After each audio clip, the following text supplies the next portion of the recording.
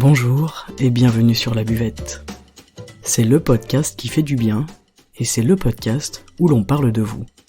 Je m'appelle Margot Bussière, je suis coach de vie humaniste et à travers ce podcast, je vous accompagne vers un mieux-être, un mieux vivre, un épanouissement intérieur ainsi qu'un éveil de votre conscience et pourquoi pas de votre spiritualité. Je vous remercie d'être là aujourd'hui et je vous souhaite une excellente écoute.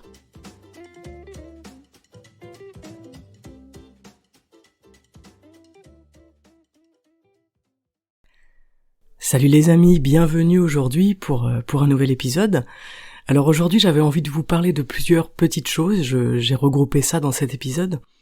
Cette semaine sur Instagram je vous ai partagé un petit post sur notre troisième œil, sur l'œil de la sagesse, à propos du fait qu'il n'y a pas de hasard et que quand on voit du hasard c'est qu'on ne voit que le premier plan. Et en fait c'est qu'est-ce que je vois d'une situation, mais surtout qu'est-ce qui m'en échappe. C'est souvent à cause de ça, à cause de ce qui nous échappe et qu'on ne voit pas, eh bien qu'on vit mal les choses. On a des attentes qui sont souvent limitées à ce qu'on veut, à ce qu'on désire, à ce qu'on souhaite, et on a aussi parfois un manque d'ouverture qui est inconscient et involontaire, mais qui fait que d'une situation, on ne va en voir qu'une seule partie. Les Chinois, dans la pensée chinoise, ils nous disent que on doit être prêt à affronter ce à quoi on ne s'attend pas. Et je trouve que c'est compliqué, surtout pour nous occidentaux, d'être prêt à accueillir et à faire face à quelque chose qu'on ignore. C'est pas forcément facile, ça demande une fluidité, une adaptation, une légèreté de l'esprit qu'on n'a pas forcément entraîné, depuis notre plus jeune âge, mais il n'est jamais trop tard pour commencer. Et ça, c'est la bonne nouvelle. Ce que l'on n'est pas en capacité de voir aujourd'hui, de comprendre aujourd'hui, eh bien c'est sans doute ce qui fera notre réalité plus tard. Donc dans la philosophie chinoise, on nous invite à ouvrir notre troisième œil, à ne pas regarder la vie avec seulement nos deux yeux. On en a un petit peu parlé également dans le podcast avec Pascal Berthoud en invité, de cette façon de regarder le monde, comment est-ce que je le regarde, et que si je le regarde que avec mes yeux, je ne le comprends pas entièrement. Et cet œil, il est situé au milieu de nos deux yeux, je pense que vous voyez ce que c'est le troisième œil. Et en fait, si on regarde uniquement avec nos deux yeux, il y a plein de choses qu'on ne voit pas. On ne voit pas l'invisible, on ne voit que ce qui est présent, que ce qui est visible, ce qui est matière. Donc, c'est intéressant de se pencher sur cette pensée chinoise, avec le troisième œil, le fait de le développer, de l'ouvrir, et ça va nous permettre de voir beaucoup plus loin, de voir de manière beaucoup plus globale. Je vous l'ai expliqué dans le post, c'est plus on est proche, plus on voit un point précis. Et plus on se recule, plus on peut enfin voir la globalité. C'est ça qui est important d'essayer de faire, c'est apprendre à reculer. D'accord ? C'est voir la globalité, prendre la globalité. Et en fait, pour en avoir fait l'expérience, on se rend compte que tout change quand on regarde avec nos trois yeux. Et comme je vous l'expliquais aussi sur Instagram, eh bien, ce qui nous met en colère, ce qui nous mettait en colère, ne nous met plus en colère quand on regarde les choses avec notre fameux troisième œil. Donc, dans la vie, dans le taoïsme, dans la pensée philosophique chinoise, on va apprendre le yin et le yang pour nous permettre d'apprendre à ouvrir notre troisième œil. Mais on va aussi passer par de la pratique, du qigong par exemple, de la médecine traditionnelle chinoise, parce que dans toutes ces pratiques-là, dans toutes ces choses, on va aller vers de l'invisible, du non palpable, du non matière. Alors pour étayer mon propos, je vais vous raconter une petite histoire que je trouve assez sympathique. C'est l'histoire des 4 saisons. Donc il y a un lézard et un homme qui échangent au sujet des 4 saisons, et le lézard pense qu'il n'y a que 3 saisons, mais l'homme lui affirme qu'il y en a 4. Alors ils partent dans un débat, le lézard lui affirme qu'il y en a que 3, il lui explique, il les nomme, il les décrit, et l'homme lui dit « Oui, mais il y en a une 4e », mais le lézard ne le croit pas. Et ils se lancent tous les deux dans un débat de qui a raison, qui a tort, en partant de leur point de vue. Pourquoi je dis en partant de leur point de vue ? Parce que le lézard, il ne vit que 3 saisons. Donc en fait, les deux ont raison. Les deux personnages ont raison parce que le lézard, lui, il n'a jamais vécu la 4e saison. Donc pour lui, elle n'existe pas. Dans sa réalité, dans sa vérité, elle n'existe pas. Mais l'homme, il a vécu les 4 saisons. Il sait qu'elles existent. Et en fait, il s'agit de, qu'est-ce que je vois et qu'est-ce que je ne vois pas. Le lézard n'a jamais vu la 4e saison, ne l'a jamais vécu. Donc vous voyez que parfois, ça ne sert à rien de discuter, ça ne sert à rien de justifier des choses, parce que chacun a raison dans sa pensée finalement, chacun a sa vérité, chacun a sa réalité. L'homme pourrait passer sa vie entière à expliquer au lézard qu'il y a 4 saisons, mais de toute façon le lézard ne va en vivre que 3, donc c'est lui qui aura raison pour lui, et c'est tout à fait logique. Bref, voilà pour cette petite histoire, pour un petit peu étayer ce propos de, voilà, qu'est-ce que je vois, qu'est-ce que je ne vois pas, qu'est-ce que je vis, quelle est ma vérité, quelle est ma réalité, et surtout quelle est celle de l'autre. Et en fait, finalement, on a tous raison dans notre réalité. Mais ça veut aussi dire que ce n'est pas parce que je ne vois pas quelque chose que ça n'existe pas. Donc aujourd'hui, on peut choisir d'être un lézard ou non. On peut choisir de ne pas croire en les choses qu'on n'expérimente pas, qu'on n'a pas encore expérimentées, les choses qu'on n'a pas vues, qu'on ne voit pas encore. Ou alors on peut, comprendre que, éventuellement, il y a autre chose qui existe, même si je ne l'ai pas encore vécu, même si je ne l'ai pas encore vu, même si c'est pas palpable pour moi, même si c'est pas encore concret. C'est une façon de rester ouvert, aussi, à une autre vérité, même si, comme je viens de vous le dire, on a tous notre vérité, elle est légitime, mais la question c'est comment est-ce que je me positionne ? Est-ce que je suis un lézard têtu qui croit que ce qu'il voit, ou est-ce que je suis un lézard ouvert qui dit « Ah oui, potentiellement, ok, peut-être qu'il existe une 4e saison, ok. Je ne l'ai pas encore vue, peut-être qu'un jour je la verrai, mais je reste ouvert à l'idée qu'il existe quelque chose que je ne vois pas. » Quand on rencontre un problème, donc les Chinois nous invitent à ouvrir notre 3e œil pour penser différemment, pour voir différemment, et surtout pour comprendre les choses différemment. Vraiment, dans cette philosophie chinoise, on a toujours cette idée qu'il y a des forces plus puissantes que nous. On a vraiment cette idée qui est très importante. Il y a des forces plus puissantes que moi-même, et en fait, je ne les vois pas. Et du coup, il y a des raisons cachées derrière chaque chose que je ne comprends pas, que je ne vois pas, auxquelles je n'ai pas accès. Le 3e œil, il nous permet de voir que dans le mal, il y a du bien. Il nous permet de voir que tout est lié, que les choses ne sont jamais là par hasard. Donc je vous l'ai expliqué cette semaine, s'il y a matière, il y a non-matière, s'il y a du visible, il y a de l'invisible, et en fait on ne voit que la moitié du monde quand on ne voit pas l'invisible, et s'il y a forme, il y a non-forme également. L'énergie, l'esprit, c'est du non-forme. On ne les voit pas, mais pourtant ils existent. Et sans l'énergie et l'esprit, nos corps ne seraient pas habités. On aurait tout, les organes, la peau, le squelette, mais notre corps il serait froid, il serait rigide, il ne bougerait pas, parce que il n'y aura pas d'énergie et d'esprit dedans. Nous on est souple, on est chaud et on bouge, et c'est grâce à notre énergie, donc au chi, qu'on est vivant. Mais si on n'a plus de chi, on est mort. C'est ça aussi l'invisible. Votre énergie, elle est invisible, et pourtant elle est bien présente, elle existe, elle a un rôle fondamental dans notre corps. D'ailleurs, quand on manque d'énergie, on s'en rend compte. On peut être fatigué, même apathique, on peut avoir très peu d'appétit, des difficultés à dormir, une mauvaise digestion. Ça, c'est vraiment un manque d'énergie. Donc quand on manque d'énergie, on le sent. Donc en fait, le manque d'énergie, qui est quelque chose d'invisible et de non-matière, a un impact sur la matière.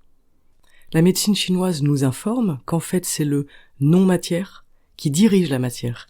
C'est l'esprit qui dirige le corps. Moi, je trouve ça assez fascinant parce que on croit que c'est notre corps qui est tout puissant et qui prend les commandes, qui gère tout. En fait, pas du tout. Il est le reflet de ce qui se passe à l'intérieur. Il est, en partie, les conséquences de ce qui se passe d'invisible à l'intérieur de nous, de notre énergie, de notre esprit. Voilà, les Chinois, ils nous disent le corps sans énergie, c'est comme une voiture sans conducteur, elle ne bougera pas. Nous, on est fait de partie matière, de partie physique, et on est fait d'énergie, donc avec le chi et l'esprit. Le chi, c'est notre vitalité, c'est tout ce qui va remplir notre corps. L'énergie dans l'estomac, par exemple, nous permet d'avoir de l'appétit. L'énergie dans le cerveau nous permet d'avoir de la réflexion, d'avoir du jugement. L'énergie dans les mains nous permet les mouvements. L'énergie dans les jambes nous permet de marcher. Et en fait, jusque dans nos cheveux, on a de l'énergie. On a de l'énergie partout dans le corps, et ça, c'est très important de s'en rendre compte. C'est pas parce qu'on ne la voit pas qu'elle n'existe pas. L'invisible est très puissant parce qu'une émotion c'est invisible et pourtant ça a un impact énorme sur nous, on le sait maintenant. Ça a un impact sur notre matière, sur notre corps, sur nos cellules. En changeant mon regard, je change ma façon de voir une situation, d'appréhender une situation, de comprendre une situation et surtout ma façon d'agir face à ça. En fait, je passe de la réaction à l'action. D'accord ? Je ne suis plus en train de subir ma réaction émotionnelle. Non, je suis en train d'agir. Et c'est en agissant que je change mon destin ensuite. Selon comment je réagis, il y aura des conséquences différentes qui vont se produire. Les Chinois, ils nous disent être calme et paisible, c'est la seule solution pour changer le destin. C'est la clé pour changer le destin. J'ai été assez contente de vos retours sur Instagram, sur le post justement du troisième œil. Et j'ai reçu quelques messages en privé de personnes qui me disaient c'est drôle parce que ce post-là il me parle parce que je viens de louper 2 entretiens d'embauche et en fait ça m'a ruiné ma soirée et puis je me suis aperçu après coup que c'était une bonne chose, j'ai lâché, j'ai retrouvé la paix. Mais c'est exactement ça, donc bravo à vous, toutes ces personnes-là qui ont traversé ça, parce qu'en fait c'est ça. Et c'est aussi votre façon de réagir qui aura des conséquences. Si je me mets la rate au courbouillon, je vais blesser ma rate, justement. Si je vis une grosse tristesse, je vais blesser mon poumon. Les excès de peur, les excès de tristesse, de mélancolie, l'excès d'émotion, il provoque la stagnation du chi, et la stagnation du chi, elle va provoquer des douleurs physiques dans le corps. Donc, quand on vit une situation comme ça, qui est pénible, qui nous contrarie, c'est vachement intéressant de se dire, ok, qu'est-ce que je ne vois pas en fait là ? Qu'est-ce que je ne vois pas ? Il faut bien se dire que vos pensées, elles vont conquérir vos émotions. Vos pensées sont en position centrale. Donc réfléchir aux solutions s'il y a un problème, c'est bien, s'il y a un problème, il y a une solution. Mais très vite, on met une solution en place. Et très vite, on tourne la page. Tourner la page, c'est très important dans la philosophie chinoise. Il faut vraiment tourner la page aussi vite pour les bonnes choses que pour les mauvaises choses. C'est encore cette idée que tout est toujours en mouvement et rien ne reste figé. J'avance, je bouge quoi qu'il arrive, je ne reste pas planté là sur la chose qui me procure de la tristesse, de la colère, de l'énervement, de la frustration. Je n'y accorde pas de temps. Parce que là où je vais rester, l'émotion va rester. Et si l'émotion reste, elle va provoquer des problèmes dans mon corps. Donc je tourne la page. Ok ? Je vis la situation, je suis dans le présent, seconde par seconde, et ensuite je tourne la page. Et ce n'est pas du tout simple ce que je suis en train de vous dire, mais ça y est, maintenant vous êtes à votre 3e année de la buvette, je pense que vous êtes tout à fait apte à entendre ça. Et voilà, ce n'est pas simple, mais il y a une très bonne façon de rendre ça possible, en fait, c'est de pratiquer. Donc c'est pour ça que je vous dis que c'est les pensées qui vont conquérir vos émotions, puisque pour lancer la machine, ça passe par votre mental, par votre pensée. Dès que je me retrouve dans une situation pénible qui me pose problème, ok, j'y suis. Bon, là je suis frustré, là ça m'énerve, là ça me machin, ok, je fais sortir l'émotion et je tourne la page, j'avance, je bouge. Quand on pense mal, ils appellent ça mal penser les Chinois, quand on pense comme ça, ce que je viens de vous décrire, on a les émotions qui se développent. Dans la peur par exemple, c'est très flagrant. Vous savez, quand il y a eu le Covid, il y a eu beaucoup de personnes qui ont eu peur d'attraper le Covid. Et en fait, plus je pense que j'ai peur de cette maladie, plus j'affaiblis mes défenses. Et donc plus je m'expose à l'attraper. Et en fait, il vaut mieux dire « j'ai pas peur ». Je m'en fiche. Et en disant « même pas peur », eh bien en fait, tu as déjà plus d'énergie dans le corps. Tu es déjà en train de fabriquer plus d'énergie dans ton corps, donc de fabriquer une bonne barrière et des bonnes défenses immunitaires.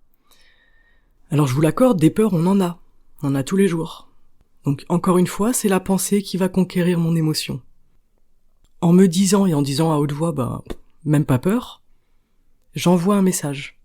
J'envoie un message au corps et à l'énergie. Dès qu'on a peur, on va baisser le chi qui est dans notre corps. Des personnes qui ont beaucoup peur vont manquer d'énergie. Des personnes très sensibles vont manquer d'énergie. Donc si vous vous sentez dans cette situation en ce moment, peut-être, si vous avez des peurs, essayez de ramener de l'énergie dans le corps et essayez de passer aussi par vos pensées. Quand on a beaucoup d'énergie yang, on n'a pas peur comme ça constamment. On est moins malade, on a moins de sentiments négatifs, de pensées négatives. Mais quand on manque de ce yang chi, là on a beaucoup de peur qui arrive. Alors il y a plusieurs petites choses intéressantes qu'on peut faire, qu'on peut changer au quotidien, par exemple quand on a l'impression de manquer un peu de ce yang chi là. Et il y a une chose qui m'avait marqué pendant mes études, c'était qu'on peut se couper les cheveux, parce que les cheveux courts demandent moins d'énergie. Et c'est drôle parce que je me suis aperçu que souvent, dans ma vie personnelle, mais aussi dans la vie des gens que je côtoie, je m'étais rendu compte que dans les grosses périodes, les gros changements dans nos vies, les périodes peut-être un petit peu instables, les périodes de doute, où on se sent un peu plus faible, on a tendance à aller chez le coiffeur et à se faire couper les cheveux. Donc en fait, vous le savez, ce qui est bon pour vous, je trouve ça génial, parce que quand on va se faire couper les cheveux après par exemple une rupture amoureuse, indirectement on le sait. La rupture amoureuse, c'est beaucoup d'émotions, ça coûte beaucoup d'énergie. Donc je vais me couper les cheveux parce que ça me demandera moins d'énergie. Voilà, ça c'est la première chose qu'on peut faire qui est très simple. Ensuite, une autre chose très simple qu'on peut faire, c'est changer la couleur de nos vêtements. D'accord ? Mettre des couleurs claires, des couleurs vives, et ça change énormément de choses. Il y a aussi une incidence avec les textures que l'on utilise, les matières. Mais déjà, changer la couleur des habits. Troisième chose, on peut aussi prendre le soleil, aller à la lumière. Donc même en fin d'hiver comme ça, c'est pas très très lumineux. Eh bien on essaye de sortir dans l'après-midi si on voit un petit rayon de soleil, et on a juste à se poser au soleil. On ferme les yeux, on accueille le soleil sur le visage, ça fait aussi du bien. On peut aussi regarder des histoires qui finissent bien, ou lire des histoires qui finissent bien, mais quand on regarde des séries, des films, eh bien, quand vous êtes pas très bien, demandez-vous ce que vous regardez. Est-ce que je suis en train de regarder une série policière avec un tueur en série, ou est-ce que je suis en train de regarder une histoire d'amour ou de famille ou d'amitié qui se termine bien et qui m'amène des bonnes émotions. Donc les livres, c'est pareil. C'est important de voir des gens joyeux. Vous pouvez aussi aller voir des enfants. Donc essayez d'aller voir des enfants que vous connaissez. Ne faites pas la sortie des crèches et des écoles, ça pourrait vous poser des problèmes. Mais voir des enfants, jouer avec des enfants, ça tonifie notre yang. Et ça évite tout ce qui est yin, d'accord ? C'est vraiment le yin à l'intérieur de nous qui va nourrir la maladie. Donc quand on se sent pas très bien, un peu triste, un peu faible, on essaye par tous les moyens de tonifier notre yang, de le nourrir. Donc là, je viens de vous donner plein de petites techniques. On se coupe les cheveux parce que les cheveux nous demandent beaucoup de sang et de chi. On change nos vêtements, on change un petit peu la couleur de nos vêtements, on met des couleurs vives, des couleurs claires. On prend la lumière, on prend le soleil. On peut regarder ou lire des histoires qui finissent bien, qui portent un beau message, qui nourrissent nos énergies et nos émotions positives. On peut aller voir des gens joyeux, voir des enfants, jouer avec des enfants. On peut également écouter de la musique, des chansons. En fait, ce qui est intéressant, c'est que notre corps, il ne distingue pas le vrai du faux. Donc on peut regarder des images positives, écouter des chansons positives, des musiques positives. Parce que les informations, même si elles sont fausses, le corps, il le sait pas. Donc le corps, il va nourrir le yang, il va être très joyeux.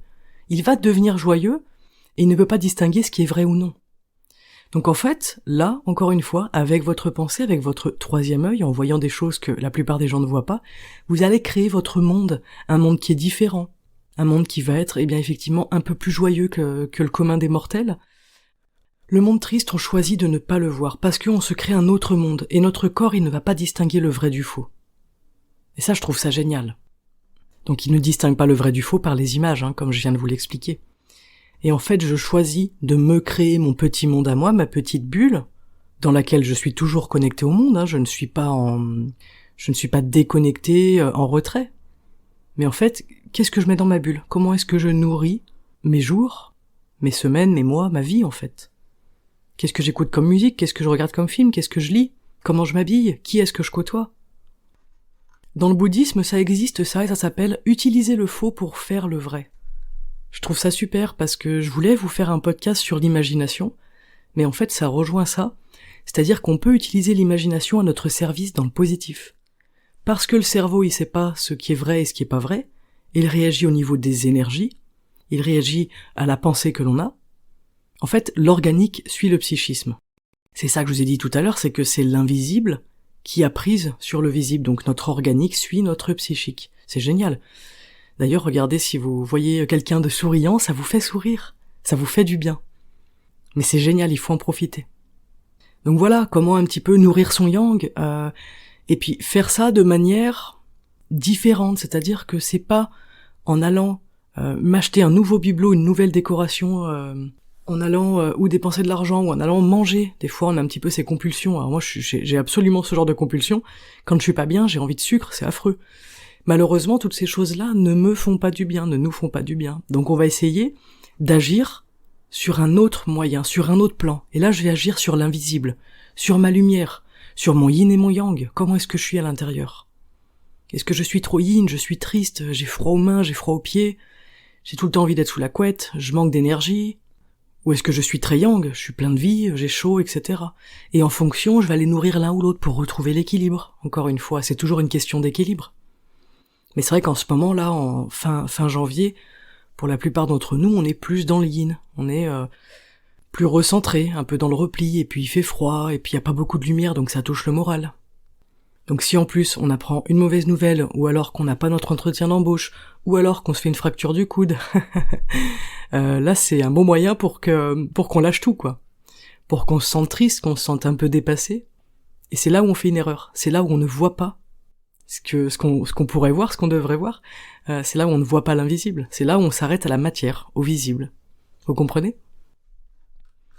Voilà, je voulais vraiment vous parler de ça aujourd'hui, parce que, déjà, premièrement, parce que j'ai traversé un petit peu cette période en janvier, donc, en général, j'aime bien vous parler des choses que je traverse aussi, hein, c'est un moyen de vous en parler de la manière la plus authentique possible, la plus concrète possible. J'essaye que ce soit concret, de vous donner des exemples, pour que vous puissiez vous imaginer aussi là-dedans, et puis que peut-être, si vous en avez besoin, et bien pour que ça vous parle. En tout cas, je vous souhaite de voir toute cette invisibilité, toute cette énergie, de voir à quel point ça a de l'impact sur la matière, sur notre corps, aussi. Je vous souhaite de pouvoir mettre des choses en place, très facilement, se faire couper 5 cm ou 15 cm de cheveux, ça c'est vous qui voyez. Voilà, s'habiller peut-être un petit peu différemment, mettre un peu de couleur, sortir un petit peu plus, aller au soleil, aller à la lumière, regarder des films qui finissent bien, lire des livres qui finissent bien, voir des enfants, voir du monde qui vous fait du bien, voir des gens souriants, des gens joyeux, ça va vraiment vous faire du bien. Donc en hiver, on n'a pas beaucoup de soleil, mais sachez que allumer votre lumière chez vous, c'est aussi une source d'énergie. D'accord ? Donc ça n'a pas du tout les mêmes propriétés que le soleil, par contre, ça a une source d'énergie. Le matin, quand je me réveille assez tôt, je travaille, donc il fait encore bien sombre dehors, moi j'allume tout. Mon bureau, il est hyper éclairé, mais ça me permet aussi de commencer la journée de manière active. Je sens que ça fait la différence, et que si à l'inverse je travaillais dans un bureau éclairé à 3 bougies, j'aurais pas la même énergie le matin. Voilà, il y a plein de petites techniques, plein de petites astuces qu'on peut mettre en place au quotidien. Pour vivre un peu mieux, pour se recharger un peu en yang, en énergie, et puis pour être prêt à affronter ce qui se passe. À affronter surtout ce à quoi on ne s'attend pas, parce que c'est ça, bien souvent, qui nous bousille un peu le moral, qui nous flingue. On fait plein de projets, on a plein de plans sur la comète, et d'un coup il se passe le truc qui était pas prévu. Et alors là, on a 2 choix. Ou on s'effondre, ou on se dit « Ah oui, ouais, c'est pas grave, je vais ouvrir mon 3e œil. » Pour penser différemment, pour voir différemment, pour comprendre la situation différemment. Voilà, je vous remercie pour l'écoute de cet épisode, j'espère qu'il vous a plu. J'espère que ça vous aura parlé, n'hésitez pas à me laisser un petit commentaire sur YouTube ou sur les plateformes d'écoute, n'hésitez pas à faire vos retours, c'est toujours avec grand plaisir que je vous lis, et je réponds à tout le monde, je prends toujours le temps de répondre, donc n'hésitez pas. On se retrouve sur les réseaux, sur Instagram sous le nom Margot Bussière. Vous pouvez venir un petit peu interagir avec moi dans les stories, voilà, je vous pose souvent des petites questions, des petits sondages, je vous partage des pensées, des petites pensées du jour. Et puis parfois on échange aussi sur les épisodes, donc n'hésitez pas à rejoindre cette communauté qui grandit et qui est une communauté très bienveillante, donc je remercie aussi toutes les personnes, je crois qu'on est 9000 sur le compte, donc je remercie les 9000 personnes d'être là, d'être dans cette bienveillance et d'être dans ce partage. Je vous souhaite une très très belle journée, un très beau week-end, une très belle semaine. Je vous souhaite de faire grandir cette énergie à l'intérieur de vous et qu'elle puisse aller nourrir tous vos tissus, tout votre corps jusqu'à la pointe de vos cheveux. Et je vous souhaite également d'être en paix et d'être heureux. À très bientôt sur la buvette. Ciao.